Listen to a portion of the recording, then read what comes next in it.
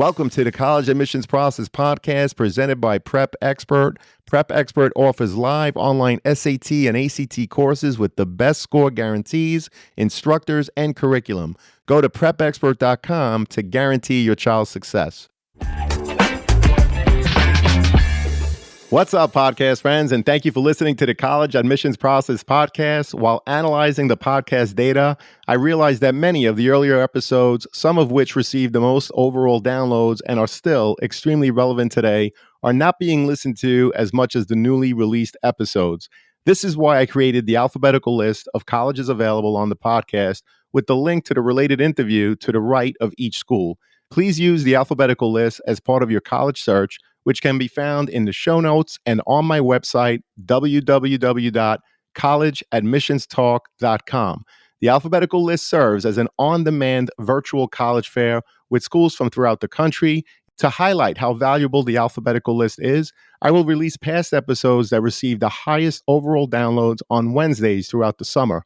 Please share the alphabetical list with anyone you think that may benefit, as it has proven to be such a valuable tool for so many listeners. So are you ready? Let's talk about it. Welcome to the CAP, the College Admissions Process Podcast. I am your host, John Durante, and it gives me great pleasure to welcome back today Amy Chung, who's the Associate Director of Admissions at Boston College. Amy, thank you so much for coming back. How are you today? Thanks so much for having me. I'm happy to be back. I'm doing well. Fantastic, and we're so happy to have you. Amy, by the way, did episode 16, which was launched back on March 21st of 2022. So, Amy, have there been any changes in your application review process since we last met? Yeah, there hasn't been really anything significant that has changed in our review process. And I know we'll talk a little bit more about Boston College as we move forward. I will say there surely are changes. I'm positive coming down the pike, as we have just recently gotten the Supreme Court's decision based on race-based admission processes. I think everyone's kind of in a holding pattern right now, looking what that might particularly look like. So no new information to share, but I'm sure there'll be some changes. Though probably relatively minute. Fantastic. Thank you so much, Amy. And can you provide us with a brief overview of Boston College and what makes it unique among other universities? Sure. Yeah. Boston College is a really special place. And I know I'm biased when I share that. We are a Jesuit Catholic university. We're located in Chestnut Hill, Massachusetts, which is actually right on the outskirts of Boston. We're on the city limits and about 5 miles away from what folks probably picture in their head as Boston. We're also a mid-sized university with about 9,400 undergraduate students, and we're lucky to be both a liberal arts university, which encourages our students to explore depth and breadth of knowledge, but also to be a Tier 1 research university, to be a Division 1 athletic community, and to have a space where our students are incredibly engaged outside of the classroom as well. I think it's always such a challenging question about what makes a university unique among others, because there are so many amazing schools out there that provide amazing things. I will say, as a Bostonian myself, the location is just something that is so special that only we hold. Being able to have a beautiful campus where students live and learn. We are mainly a residential campus, while also having such easy access to the city and all the opportunities that come with internships and research opportunities, but also the fun of being in Boston, the museums, the concerts, the sporting events. So our students really do have the best of both worlds in that way. Well, your location is absolutely terrific. Obviously, being in the city of Boston, like you said, there are so many opportunities recreationally, but also for research opportunities and internships. You mentioned you're a liberal arts school, Tier 1 research facility, and of course, you're engaged students on and off campus. And I'm repeating all of this, Amy, because I recently read that your retention rate, or the percentage of first-year students who return, is an astonishing 95%, which is well over the national average of approximately 69%. So, Amy, what is the secret to keeping so many students happy once they're on your campus and wanting to come back year after year?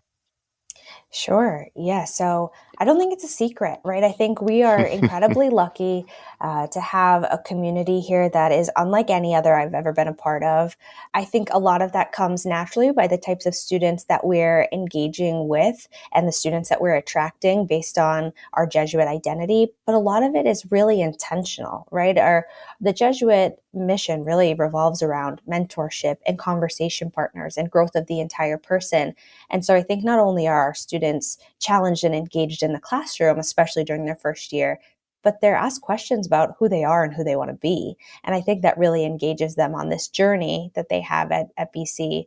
And certainly, we have the most amazing faculty and staff, right? Our faculty teach at Boston College to challenge our students academically, but also because they want to mentor these students, they want to engage with them, and our staff, all of the different resources that we have from the Office of First Year Experience to Student Affairs that provide amazing resources for students to deal with the transition to college, which can be difficult no matter where a student lands.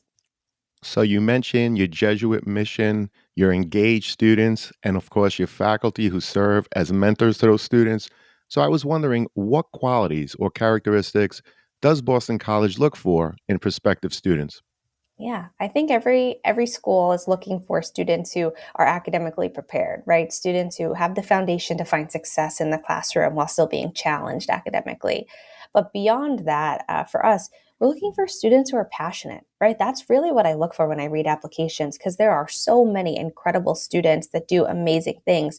I want to see students who are passionate about the things that they're doing because that's what's going to carry them into this next chapter, whether they're doing the same activities or they're branching out and expanding their horizons. Their passion, their curiosity, right? Students, it's easy. Well, I shouldn't say it's easy, I guess, but it's relatively easy to be intelligent, right? We all know things. We all have skills. We all are able to take in different information, but to be curious, to want to learn more, to want to dive deeper, those are the types of students we're looking for.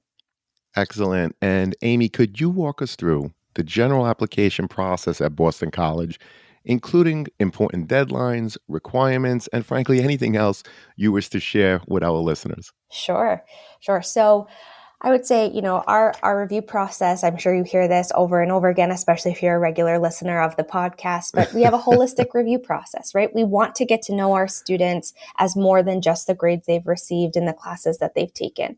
Of course, that's a core component of it. I just shared, we want our students to have the foundation to be successful at BC, but we also want to make sure that they're engaged in a variety of different ways. And so we try to gauge all of this through the Common Application. That's how most of our students will choose to apply. We are a QuestBridge partner school, so if I have any QuestBridge scholars listening, you certainly can apply and rank Boston College through the National College Match. But the vast majority of our students come in through the Common Application. It's the only other way to apply to Boston College. An important note for us is that we have only early decision 1 and 2 and regular decision. We do not offer an early action option. So if you're applying early to Boston College, as a reminder, early decision is that binding deadline. You're saying, I'm in love with Boston College. It's my one and only. If I'm admitted, I'm committing to attend. It's a big commitment for our students to make. Those deadlines for early decision are on November 1st and January 2nd. We do also have a non-binding option for you to apply through regular decision, get your admission decision from us and any other schools you're applying to, get those financial aid packages, and decide by May 1st where you'd like to attend. Our regular decision deadline is also on January 2nd. So there are a couple of different options to apply based on your level of interest in Boston College and the other schools that you have in the mix through the application process. Well, we appreciate the overview of the different types of methods to apply. You mentioned ED, regular decision, and of course, there's no early action. You also talked about your holistic review, which you're right, we hear a lot about throughout the podcast episodes, and how it's more than just grades. So let's unpackage the overall applications just a little further. The transcript, Amy, obviously the most important piece of the academic portion of the overall application. Can you share with us what are you looking for when reviewing a student's transcript? And do you recalculate the given GPA or do you use the GPA provided as part of your overall review? It's a great question. I think one of the most nuanced parts of the process is every school looks at transcripts a little bit differently. We do not recalculate your GPA at BC, but at the same time, we don't go just off of the GPA that's reported from your high school. I think a GPA is helpful and it shows the context of where you fall within your school. But also, what we really do in our review process when we look at your transcript is take a look at each individual course you've taken, your performance in each individual course. We're really looking for students who not only have found success in the courses that they've taken, but have kept their foot on the gas, right? Have continued to challenge themselves. And we know that everyone has different strengths and weaknesses, and not everyone is going to be at the pinnacle level in every single subject area. We're just looking for you to continue that challenging progression, right? To take the appropriate next step and not just coast by. We want to make sure that you, again, have that curiosity, right? You want to see what's next. You want to keep diving into that academic coursework. So that's really what we're looking for. And I would say the way we evaluate the transcript overall, while we do see that GPA, whether your school reports weighted or unweighted or both, we're also diving deeper into that transcript and saying, what courses have you taken? What does that progression look like? And what grades have you received in those courses? Well, that's fantastic. Thank you, Amy. And digging deeper in the overall application, what advice do you have for students in terms of crafting a compelling essay? Great question. One of the most popular questions I think we hear from students, because I think students feel like this is the part they can control, right? All of the other things they've been working on, they've been controlling it over time, the classes that they've taken, what they've been involved in. But as you sit down and really begin your essays, this is the part of your college application that you have complete ownership over. It's certainly a component for us. We want to get to know you. These are the places in the application process that we get to know about who you are in narrative form from your own voice. So that's really meaningful. And these are the places I think you can share your passions with us, share what makes you who you are. And so I think my biggest piece of advice, and I know no student likes this advice, so I think they'll listen to this, probably roll their eyes, and that's okay. But just be you, be authentic, share about the things that you care about. Don't write an essay because you think it's what we want to hear. Write an essay because it's something you want to share with us. That leaps off the page when we read your application. Well, that is great advice. And there's multiple parts to the application. The transcript obviously is going to give you the academic portion of what the student was able to do or not while in high school. The activity sheet, which we'll get to in a second, talks about what you did after school. But that essay, students, when a college admissions rep reads it, if they haven't learned anything new about you, then go back to the drawing board. That's the goal of the essay, to give them something different that they don't necessarily find so easily off your transcript or your activity sheet. So we appreciate that, Amy. And speaking of the rest of the application, are there any specific extracurricular activities or experience that Boston College values and considers in the admissions process? It's a great question. And I think students often want to know what is going to look best on their application. How do I best use my time to stand out? And I know, again, it's really similar to the essay in being authentic to who you are, but do the things that you're passionate about. I always tell students I would be exceptionally sad if you spent 4 years of your life trying to impress me, right? Spend 4 years of your life doing the things that you love, that help you develop, that help you grow, that help you make connections. So there's not one particular or a set of particular experiences or extracurricular activities that we value more so than others. We want to see you engaged in the things that you're passionate about, the things that mean a lot to your life, right? I know that oftentimes we'll have students that work part-time jobs or are translators for their families, right? These are things that I don't even want to say obligations, but needs that you fill in your community, in your family. So we want to see those things, right? It doesn't have to fit a certain category or a certain area for it to be valuable to us. I think often schools are looking for students who align with their mission. You'll often hear that kind of described as finding institutional fit, which I think is a kind of wishy-washy term, but really aligning with our mission, aligning with our community. And so there's not one particular area that you have to engage in, right? Obviously, service is a Jesuit component. We're not necessarily looking for students who have X number of service hours. We're looking for students who become leaders and mentors in their activities, no matter what those activities are. That's how we're really seeing that institutional alignment. Well, we appreciate the overview and insight. And of course, another piece are recommendation letters. So, Amy, what role do recommendation letters play in the application review? And is it better to have letters from teachers or other individuals? What could you share with us? For sure.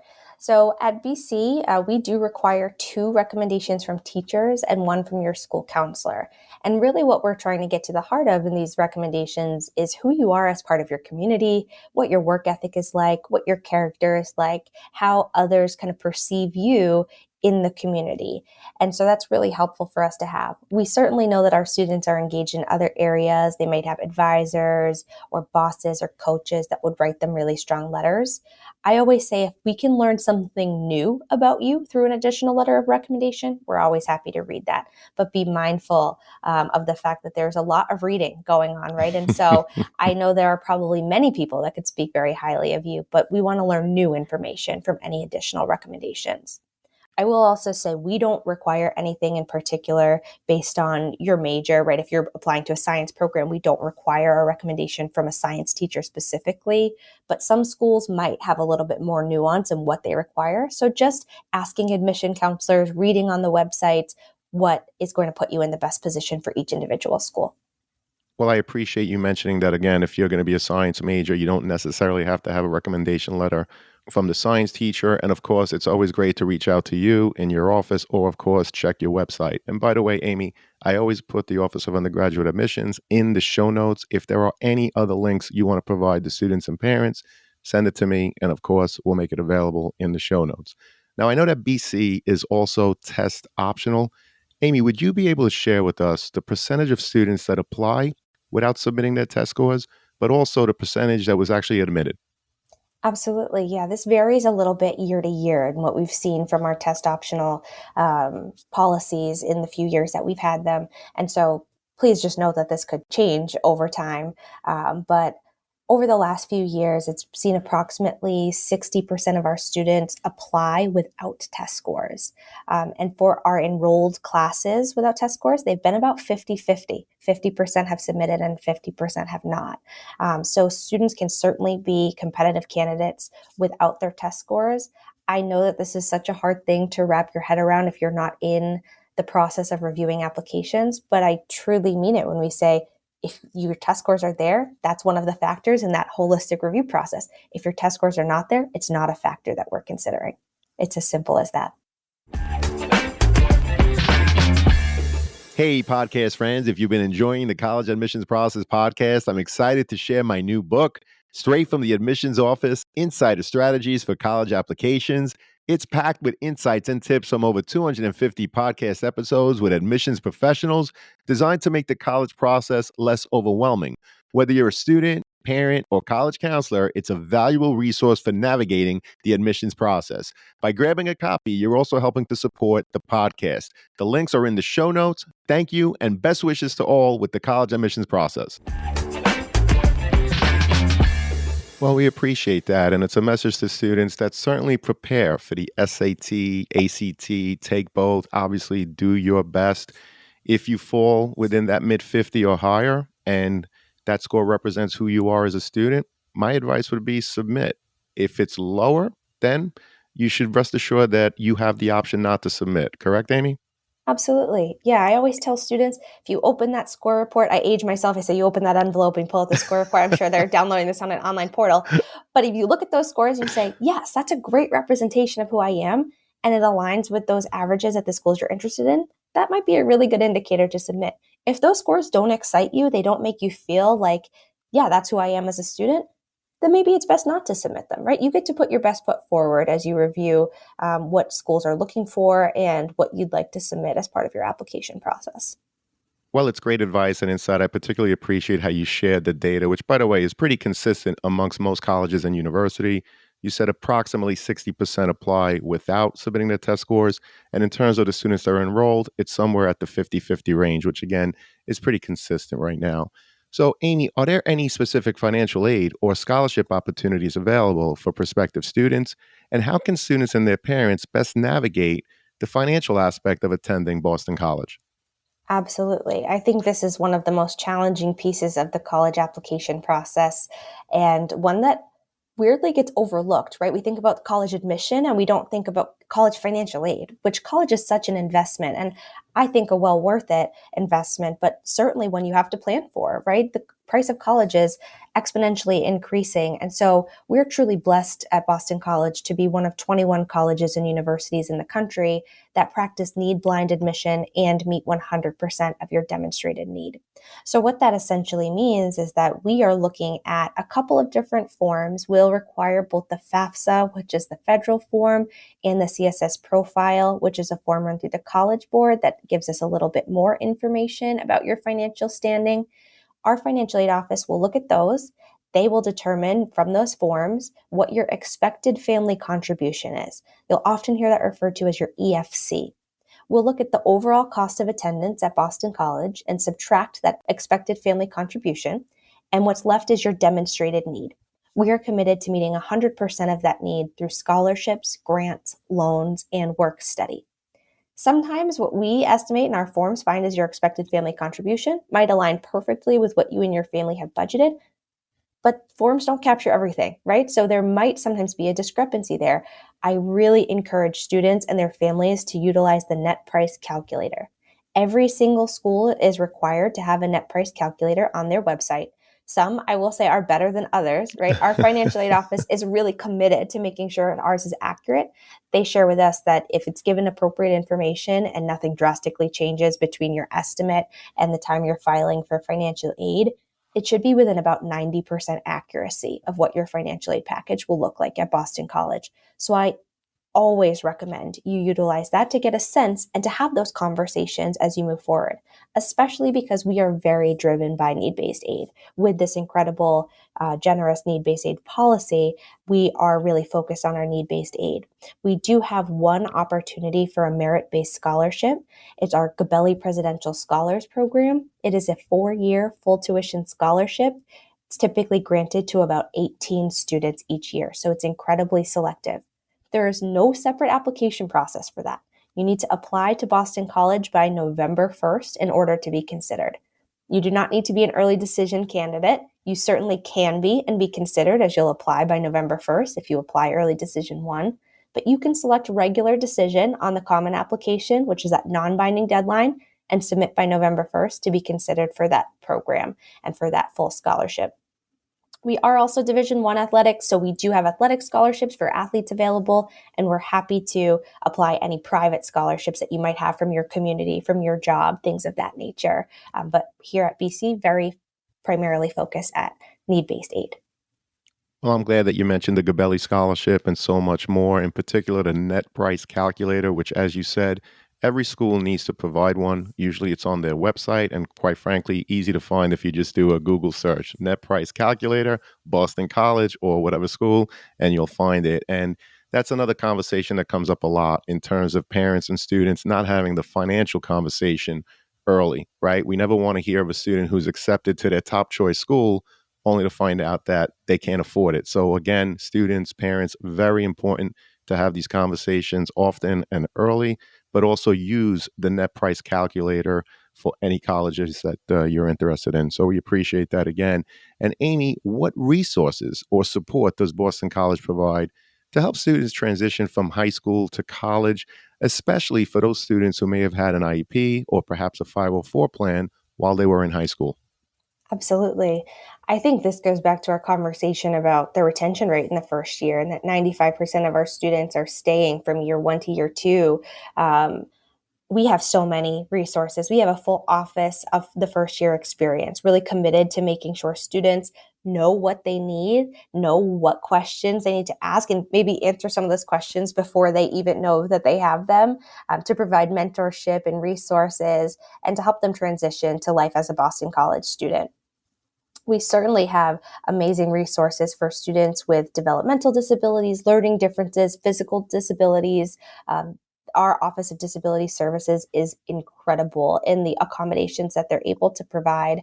I can provide that link actually to their website because they have a full list of the different accommodations that are available at Boston College. My biggest piece of advice in terms of this for our students who might be listening that have an IEP or a 504 plan or have accommodations at their high school level, there's a lot more advocacy that comes at the college level, both at Boston College and most other colleges and universities, because you're transitioning into that adult responsibility. So there are accommodations there for you. at almost every college and university, you got to ask for them, right? You got to be able to say, this is something that I need, or I need help. I don't know what those accommodations look like. Can you walk me through that process? Whereas in high school, maybe your parents or your counselors are kind of starting that conversation. The onus is going to be on you to start that conversation at the college level. So just keep that in mind. But there are amazing people on every college campus that are there to help you. Well, that's great advice and certainly something to keep in mind, students. You certainly have to advocate for yourselves once you're on campus and even throughout the college process. And of course, yes, give me that link and I'll put it in the show notes. Amy, what unique opportunities or programs do you offer for students to engage in research, internships, or even study abroad experiences at Boston College? Yes, I think experiential learning is becoming more and more popular throughout the college experience generally. And it really goes to our Jesuit mission of educating the whole person, making sure students are not only learning in the classroom, can apply that learning, and are learning to grow as people and humans and community members as well. So there's certainly a lot of opportunities right here on our campus. As I mentioned earlier, we are a tier one research university, so there is a lot of research and a lot of funding for research going on right on our campus. So that's another amazing way to create connections with your professors and to engage in incredible opportunities right on our campus. About 50% of our students will also choose to study abroad, to immerse themselves in another culture, to take advantage of that experience. That most commonly happens during the junior year at Boston College, and there are a lot of great supports through our Office of Global Education to go through that process, to apply to those programs, to get any travel documentation that you might need. So there are certainly opportunities there.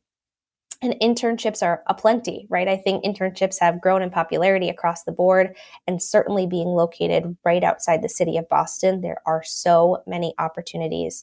As a Bostonian myself, I often lose sight and take for granted um, just how much there is going on here, right? I'm so accustomed to this as normalcy, but it's an incredibly innovative city in STEM, in healthcare, in tech, in finance. There are so many opportunities in education, right? We're a leading education city in the country.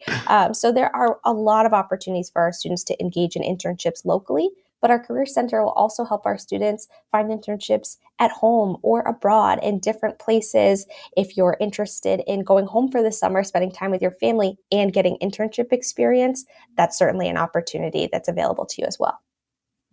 Well, it definitely sounds like there's something for everyone, both on your campus and beyond. Again, being located in the beautiful city of Boston offers a wealth of opportunities. So, in terms of that, what advice do you have for students and parents when it comes to visiting the Boston College campus or attending virtual information sessions? And do you track such things, Amy, as part of your overall application process? Great question. I always recommend, if you are able to visit a campus, there is nothing quite like being able to put your feet on the ground, to have a sense of that community. I know that it's not always an opportunity to visit campuses with different resources, but also just life. You have a lot going on. I know each and every one of you has a busy schedule, even over the summers. So if you can't visit, there are certainly virtual opportunities as well. At Boston College, we're incredibly student centered in our approach. And so if you visit our campus, you'll receive a panel that's really a question and answer with our students.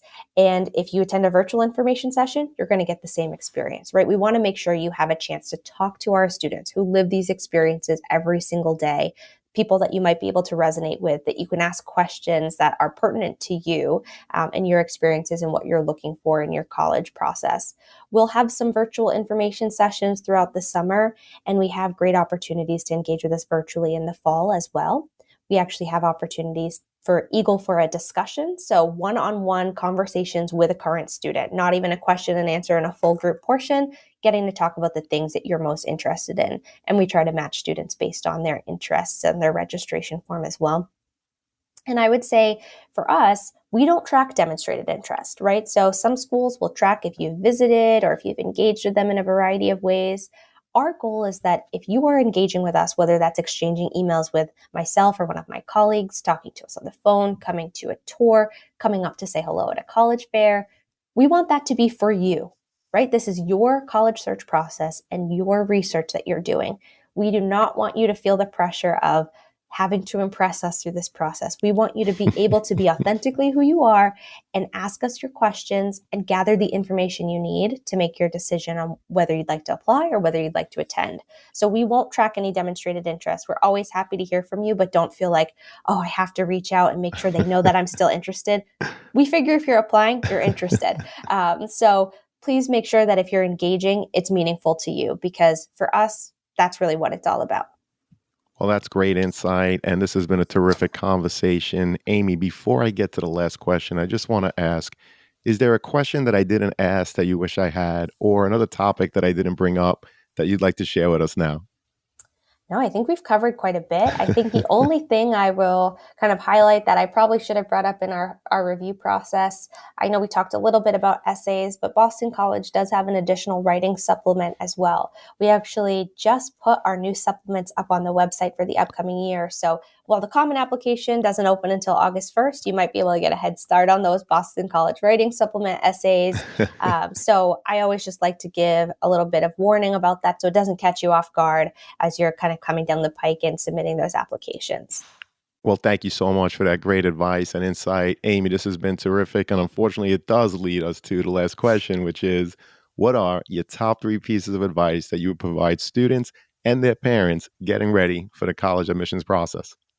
Yes, I feel like I have so much advice of what I've learned throughout my career and throughout my own college admission process as well. But number one is really stay organized. I know that we are all different. And by we, I mean schools, colleges, and universities. We have different deadlines. We have different types of application processes. We have different requirements for financial aid. So figure out the schools that you're interested in and start keeping track of the different things that each of those schools is requiring. I'm a big spreadsheet girl, so if that works for you, great. If there's a different way that you stay organized, figure out what works best for you, making sure you're keeping track of all of those deadlines, as it will make it feel a little bit more manageable. We talked a little bit about this as well. Be open, honest, and transparent in your conversations. Have those hard conversations, right? I think it's really challenging to get to March, April, and have students trying to figure out the financial component when they've already fallen in love with a school. Certainly, I know that there are going to be schools you apply to without having a full picture of what that financial aid package might look like. But having those conversations saying, all right, if we get into Boston College, this is what we're going to need in terms of financial aid to make this happen. So setting those expectations. I think this is one of the first times for many families that you have to have financial conversations with your children. And I know that can be really challenging and feel really intimidating. I will say, looking back on my process, I think that is really where my dad and I transitioned from being father and daughter to being friends, right? To really having these conversations and being able to open the door to have some of these conversations throughout life. And, I really value that into my adulthood as well. So I know it's hard. I know it's challenging. You're going to cross that threshold at some time, and this is the perfect time to do it. And then let the student drive the process, right? I know that's really challenging and sometimes comes at odds with that last piece of advice I gave. But let the student tell you what they're interested in. Let the student tell you where they might want to go, and then have those conversations. And by that, I mean, don't just say, no, you can't go there, or no, that's too expensive. Have the conversation of, okay, if that's something you're really interested in, these are all of the other factors that we have to think about as a family, and start having those conversations about how that might work. And then this last piece of advice, I know I already gave three, but just one more. Try to have fun, right? I know that sounds so counterproductive. There's so much pressure that comes with this, and there's a lot of deadlines and organizations, but this is a milestone process. We take for granted what it means to go to college, to have this higher level of education. It's so normalized, which is amazing. But I think students often forget what a huge milestone this is. And this is a really exciting experience that most students only get once, right? Unless you decide to transfer, and we could talk about that at another time as well. But enjoy it, right? Explore these different campuses, take pictures on your tours, like enjoy these times that you have. If you're going to different places around the country to tour schools, mix some fun in there too, right? Explore, get to see different things. So try to enjoy the process, even though I know it does come with a lot of stress. Well, those are tremendous pieces of advice. Amy, thank you so much for coming back. I'm so happy, as I know that this conversation is going to help so many students and their parents as they navigate through the process. I know you've been back twice now, but I am going to have you back in the future. Is that okay? I'm looking forward to it. I love having these conversations. Well, you're awesome, Amy. Thank you again for your time and expertise. We really appreciate it. Enjoy the rest of your day, everybody.